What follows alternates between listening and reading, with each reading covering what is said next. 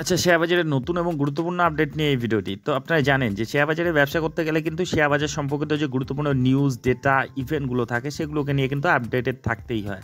আর এই চ্যানেলে সে ধরনেরই ভিডিও আপডেট দেওয়া হয়। তো যাই হোক, আজকে যে ডেটে ভিডিওটা হচ্ছে 20/6/2024। তো বাজারের কিছু ইম্পর্টেন্ট আপডেট নিয়ে এই ভিডিওটি সঙ্গে দেখে নেব কতগুলো ইম্পর্টেন্ট স্টকের ইম্পর্টেন্ট আপডেট, যেগুলোর জন্য মার্কেটে তাদের কিন্তু ওঠানামা নির্ভর করতে পারে।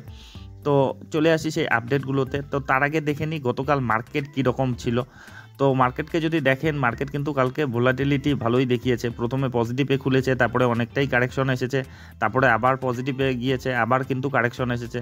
আপনি যদি দেখেন গতকালের যে লো ছিল সেটা 23,412 লো ছিল, আর যেটার হাই ছিল 23,664। আর ক্লোজিং দিয়েছে 23,521।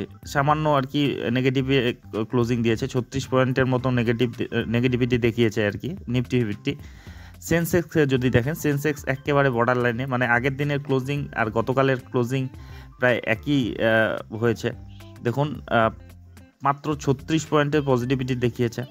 তো বলতে গেলে কোনো মুভমেন্টই দেখা যায়নি দিনের শেষে, কিন্তু তার আগে কিন্তু অনেক ভোলাটাইল ছিল। দেখুন, হাই মেরেছিল প্রায় 77,851, লো মেরেছিল 76,954, আর ক্লোজিং দিয়েছে 77,337-এ। তো মার্কেট কিন্তু ভোলাটাইল ছিল।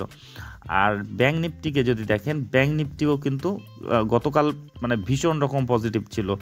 মানে সেন্সেক্স নিফটি যেমন নেগেটিভ ছিল, তাদের নেগেটিভিটিটা আরও বড় হতে পারতো যদি না ব্যাঙ্ক নিফটি এই পজিটিভিটি দেখাতো। প্রায় 1000 পয়েন্টের মতো কিন্তু আপ র্যালি দিয়েছে। দেখুন, 51,439-এ ক্লোজিং দিয়েছে, যেটা একসময় হাই মেরেছিল 51,957। সেখান থেকে কিন্তু কিছুটা কারেকশন হয়েছে শেষের দিকে। তো 51,939-এ সেটা কিন্তু ক্লোজিং দিয়েছে। তো ওভারঅল মার্কেট কিন্তু মেলানো মেশানো আর কি। মার্কেট যে ভোলাটিলিটি দেখিয়েছে তার যেটা অন্যতম কারণ ছিল, কারণ আজকের ডেটে আর কি, মানে গতকাল মার্কেটে ভোলাটিলিটি দেখিয়েছে, আজকে 20/6/2024 আজকের ডেটে কিন্তু একটা ইম্পর্টেন্ট মিটিং হতে চলেছে, যেটা হচ্ছে ইউনিয়ন বাজেট 2024-এর মিটিং, যেটা আজকের ডেটে 20 জুন। দেখুন, union budget 2024, Nirmala Sitharaman to hold pre budget meeting on June 20। তো আপনারা জানেন যে বাজেট একটা দেশের পক্ষে কত ইম্পর্টেন্ট, এবং তার উপরে কিন্তু ইকোনমি অনেক কিছু নির্ভর করে, এবং তার পরিপ্রেক্ষিতে তার রিয়াকশন কিন্তু মার্কেটে পড়েই।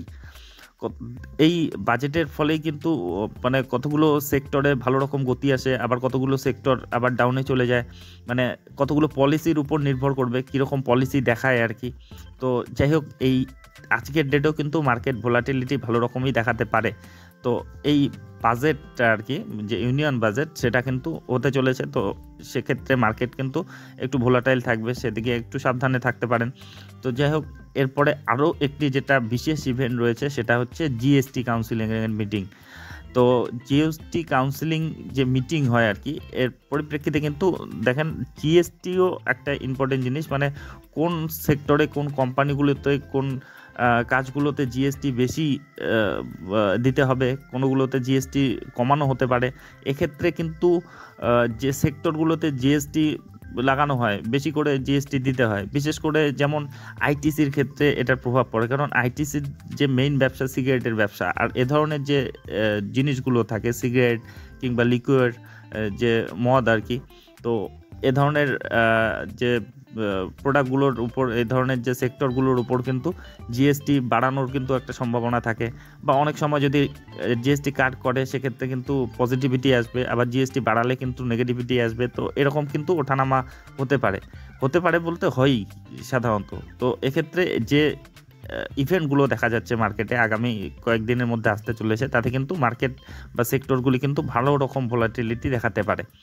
তো নজর থাকবেই যে গেমিং সেক্টরগুলোতে, যেগুলোতে অলরেডি বড় বড় ট্যাক্স দিতে হয়, জিএসটি বেশি করে দেওয়া রয়েছে, কিংবা ফুটওয়্যার সেগমেন্টে, সেই সেগমেন্টগুলোতে কিন্তু অলরেডি দেখবেন যে গোটা সেক্টরটাই কিন্তু একটু কারেকশনে রয়েছে, কনসলিডেশনে রয়েছে, যার মূল কারণ হচ্ছে এই যে ট্যাক্সেশন, তারপরে জিএসটির যে ব্যাপার স্যাপারগুলোর জন্যই কিন্তু সেগুলো সেক্টরগুলোতে কিন্তু সেভাবেই চলছে। তো যাই হোক, এটাও একটা ভীষণ ইম্পর্টেন্ট একটা ইভেন্ট হতে চলেছে মার্কেটের জন্য। তো আরেকটি যেটা, এটা একটা পজিটিভ খবর রয়েছে মার্কেটের জন্য। দেখুন, যে ট্যাক্স যে আসছে আর কি আমাদের দেশে, সেটা কিন্তু মানে বড় হারে কিন্তু বাড়ছে। দেখুন, advance tax numbering numbers bring cheer to the economy. তো আমাদের দেশের ইকোনমিতে যে ট্যাক্সের যেটা নাম্বার এসেছে তাতে কিন্তু ইকোনমি আর কি উন্নতির দিকেই কিন্তু যাবে, যেটা মানে বলছে। যদি আপনি ডিটেলসে দেখেন বুঝতে পারবেন। দেখুন, the government advance tax collection in this financial year till June 15 surge 27.6% year on year to 1.48 lakh crore, signaling a robust economy and strong corporate performance, said people privacy and information। তো যাই হোক, তো ট্যাক্সেশনের ক্ষেত্রে আর কি ট্যাক্স সরকারের খাতায় জমা করার ক্ষেত্রে কিন্তু একটা বড় সড়ো কিন্তু মানে ইমপ্রুভমেন্ট হয়েছে, প্রায় 27.6%-এর মতো ইয়ার অন ইয়ার বেসিসে 1.48 লাখ crore জমা হয়েছে আর কি। তো যেটা যে কোনো দেশের ইকোনমিতে যখন ট্যাক্স কিন্তু বেশি আসে তখন কিন্তু সেই দেশের ইকোনমি তত বেশি উন্নত হয়। তো এক্ষেত্রে এটা ভীষণ পজিটিভ খবর, যেটার জন্য কিন্তু সমস্ত ক্ষেত্রেই আর কি প্রভাব পড়তে পারে। আর মার্কেটের ক্ষেত্রে তো অবশ্যই মার্কেট এগুলো খবরের অপেক্ষাই থাকে। তো যাই হোক, এই আপডেটগুলো ছিল যেগুলোর উপর কিন্তু আপনারা নজর রাখতে পারেন। বিশেষ করে জিএসটি কাউন্সিলিংয়ের যে মিটিং রয়েছে কাউন্সিলের, আর সঙ্গে ইউনিয়ন বাজেটের যে ব্যাপারটি, সেটা কিন্তু ভীষণ ইম্পর্টেন্ট হতে চলেছে মার্কেটের জন্য। এর জন্য কিন্তু মার্কেট ভালো রকম ভোলাটিলিটি দেখাতে পারে। তো যাই হোক, এবার চলে আসি স্টক স্পেসিফিক যে আপডেটগুলোতে। তো প্রথমে দেখে নিই জোম্যাটো লিমিটেড। তো জোম্যাটো কিন্তু গতকাল খুব ভালো রকম পারফরমেন্স দিয়েছে, প্রায় 5%-এর মতো আপ র্যালি দেখিয়েছে। তো যেটা জোম্যাটোকে নিয়ে খবর রয়েছে, দেখুন জোম্যাটো ইদানিং কিন্তু একটু কিন্তু কারেকশনের ঠিক বলা যায় না, কনসলিডেশনের মধ্য দিয়ে যাচ্ছে। তবুও দেখুন 1 মাসে 5%-এর মতো রিটার্ন, 6 মাসে 58%-এর মতো রিটার্ন, লং টার্মে তো ভালো রকম রিটার্ন দিচ্ছে। যখন থেকে প্রফিটেবল হলো কোম্পানিটি 161% রিটার্ন 1 বছরেই। আর অল টাইমে দেখলে দেখুন, প্রথমে নেমেছিল হাই ভ্যালুয়েশনে, তারপরে অনেকটাই কারেকশন, প্রায় 70%-এর মতো কারেকশন হয়েছিল হাই থেকে, তারপরে সেখান থেকে আবার কিন্তু মোটামুটি 300%-এর মতো রিকভার করে ফেলেছে। তো বুঝতেই পারছেন এই কোম্পানির মধ্যে ইদানিং গ্রোথের যেটা মূল কারণ সেটা কিন্তু তাদের যে বিজনেসে প্রফিটেবিলিটি আসাটা। তো এই কোম্পানির যেটা আপডেট রয়েছে, দেখুন buy Zomato target price RS 250। তো টার্গেট প্রাইস কিন্তু তারা বাড়িয়ে দিয়েছে। কে বাড়িয়েছে? JM financial. এটা ভীষণ একটা বড় একটা ব্রোকারেজ হাউস, একটা বড় সংস্থা। তো এরা কিন্তু যে টার্গেট প্রাইস কিন্তু বাড়িয়ে দিয়েছে এবং বাইয়ের রেটিং রেখেছে। এবং দেখুন একটু ডিটেলসে, JM financial has by call on Zomato with a target price of 250। তার কারেন্ট মার্কেট প্রাইস 187 গতকালের যেটা ছিল। আজকের ডেটে যদি দেখেন মোটামুটি 198 টাকার কিন্তু পজিটিভ মানে ক্লোজিং দিয়েছে। তো 250 টাকার তারা টার্গেট রেখেছে। তো তার যেটা কারণ আপনি যদি দেখেন, দেখুন একটা ডিল হচ্ছে, মানে এটা একটা খবর যেটা রয়েছে ইদানিং, যেটা হচ্ছে পেটিএমের সঙ্গে কিন্তু একটা বড় সড়ো ডিল হতে যাচ্ছে জোম্যাটোর। দেখুন, the deal will likely help boosting Zomato's presence in event ticketing space. Ticketing ক্ষেত্রে কিন্তু তাদের বিজনেস বাড়াতে চলেছে এবং সেটা পেটিএমের সঙ্গে। দেখুন, as Paytm offers broadly similar service to Zomato live through Paytm insider platform. মানে পেটিএমের ভেতরেই কিন্তু তারা থেকে এই ব্যবসাটা তারা করবে। তো দেখুন, the deal talks between Zomato limited and 197 communication limited for মানে পেটিএম আর কি, for latter movie ticketing platform. It materialise could strengthen Zomato's going out business. তাদের বিজনেসকে কিন্তু আরও শক্তিশালী করতে পারে এই ব্যাপারটি। তো যাই হোক, ডিটেলসে আরও বলি না। আর জেএম ফিনান্সিয়াল কিন্তু এর জন্যই আর কি। দেখুন, the deal could catapult Zomato to second position in the event and movie ticket space behind only Bookmay show, JM Financial said in a note। তো JM Financial এসব ব্যাপার দেখেই কিন্তু তারা টার্গেট প্রাইস তারা বাড়িয়ে দিয়েছে, যেটা তারা টার্গেট প্রাইস রেখেছে 250 টাকার। তো বুঝতেই পারছেন জোম্যাটোর ক্ষেত্রে একটা ভীষণ পজিটিভ খবর, এবং যার পরিপ্রেক্ষিতে মার্কেটেও কিন্তু পজিটিভ রিয়াকশন দিয়েছে। আচ্ছা, এর পরের যেটা খবর দেখে নেব সেটা হচ্ছে সকলের প্রিয় কোম্পানি টাটা মোটর লিমিটেড। তো টাটা মোটর লিমিটেড গতকাল কিন্তু সামান্য নেগেটিভিটি দেখিয়েছে, 8 টাকা গতকাল কমেছে আর কি। 0.85% মতো নেগেটিভিটি দেখিয়েছে, 977 টাকায় ট্রেড করছে। তো লং টার্মে হিসাবে তো দুর্দান্ত গ্রোথ রয়েছে। দেখুন 6 মাসে 38% মতো রিটার্ন, 1 বছরে 67% মতো রিটার্ন, আর 5 বছরে 515% মাল্টিপ্লিকার রিটার্ন দিয়েছে। তো এই টাটা মোটরকে নিয়ে যেটা খবর রয়েছে, দেখুন auto stock to buy, analyst recommend buying Tata Group stock for up to 28% gain, check target price. তো যেটা আর কি তারা টার্গেট প্রাইস মানে টাটা মোটরের ক্ষেত্রে বর্তমানে যেটা রয়েছে আর কি সেখান থেকে 28% মতো কিন্তু বাড়িয়ে দিয়েছে। দেখুন Zee business analyst Nupur Jainkunia suggest investors buy automobile stock Tata motor for 1 year, মানে 1 বছরের মধ্যে কিন্তু এই গ্রোথটা কিন্তু দেখা যেতে পারে। সে 6 মাসেও হতে পারে, 1 বছরও লাগতে পারে, কিন্তু এরকম আর কি খুব লং টার্মে রাখেনি আর কি, মোটামুটি শর্ট টার্মের জন্যই একটা কিন্তু 28-30% মতো কিন্তু একটা আপ র্যালি আর কি তারা দেখতে পাচ্ছে।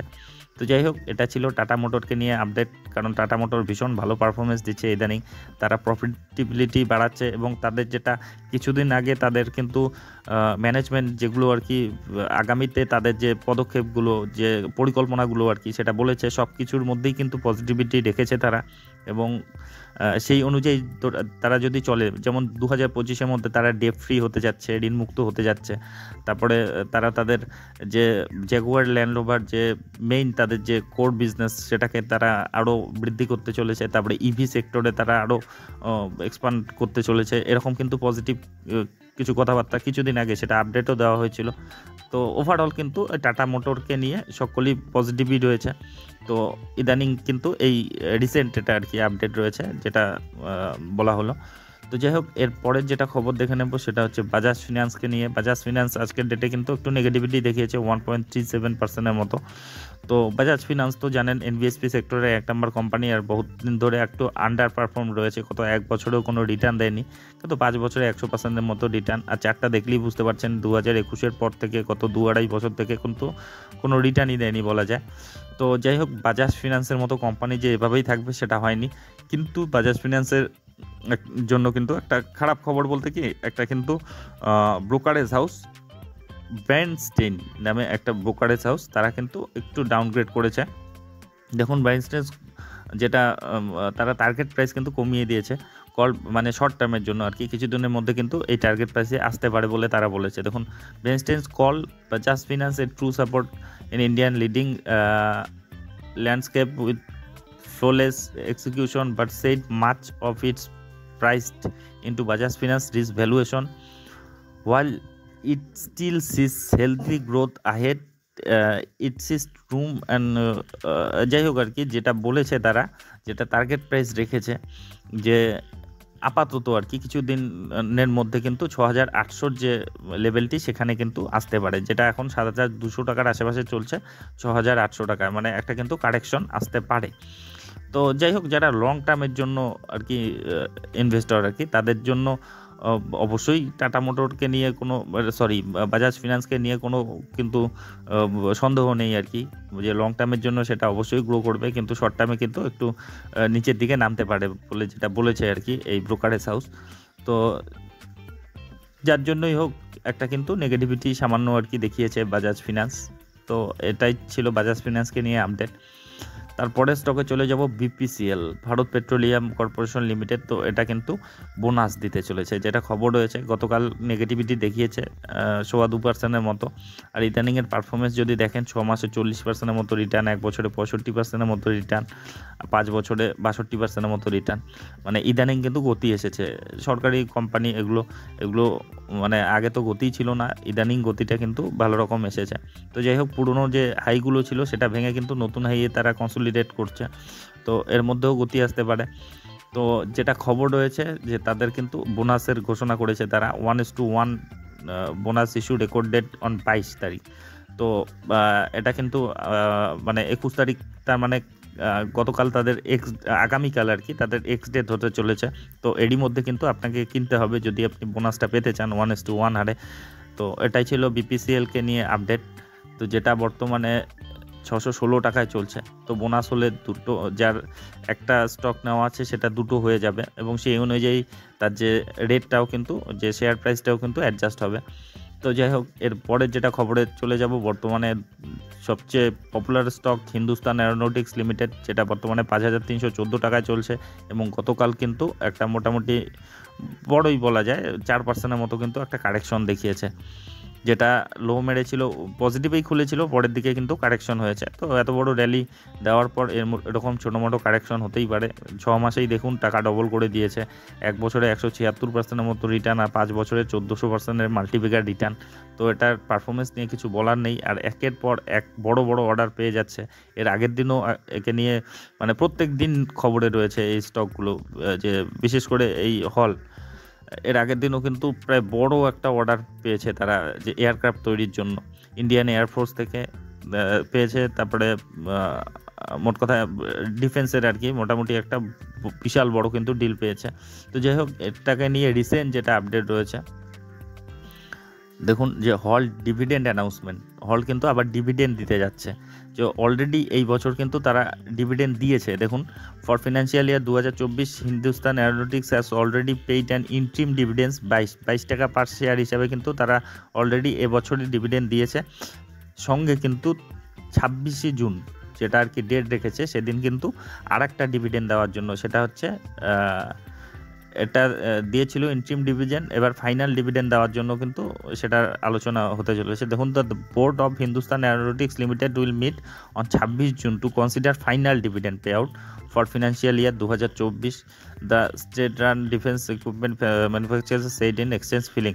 তো এটা কিন্তু অফিসিয়ালি তারা আর কি ঘোষণা করেছে যে আগামী 26 তারিখ তাদের ফাইনাল ডিভিডেন্ড নিয়ে কিন্তু তারা কথা বলতে চলেছে আর কি। তো ফাইনাল ডিভিডেন্ড হতে চলেছে, এটা কিন্তু ধরে নেওয়া হচ্ছে, এবং কত দিচ্ছে এটাই হচ্ছে ব্যাপার। তো যাই হোক, 26 তারিখ আপনারা নজরের মধ্যে রাখতে পারেন। আর এর পরিপ্রেক্ষিতে সাময়িকভাবে গতিও আসতে পারে, কারেকশনও হতে পারে। তো ডিভিডেন্ডের জন্য শুধু স্টকে জায়গা করে নেওয়া কিন্তু সেটা ঠিক হয় না। আর বিশেষ করে এ ধরনের স্টক লং টার্মের জন্য আপনি অবশ্যই যেতে পারেন, কারণ দুর্দান্ত গতিতে রয়েছে। মোট কথা এদের বিজনেস কিন্তু দুর্দান্ত গতিতে এগোচ্ছে, এবং ভবিষ্যতেও যা অবস্থা দেখা যাচ্ছে তাতে কিন্তু ভবিষ্যতেও কিন্তু এর বিজনেস কিন্তু দুর্দান্ত গতিতে এগোবে বলে বিশেষজ্ঞরা বলছে। তো যাই হোক, এই আপডেটগুলি নিয়ে এই ভিডিওটি ছিল। তো এ ধরনের আপডেট যদি আপনাদের উপকারে লেগে থাকে তবে অবশ্যই চ্যানেলটি সাবস্ক্রাইব করে রাখবেন। আর ভিডিওটি শেষ পর্যন্ত দেখার জন্য ধন্যবাদ।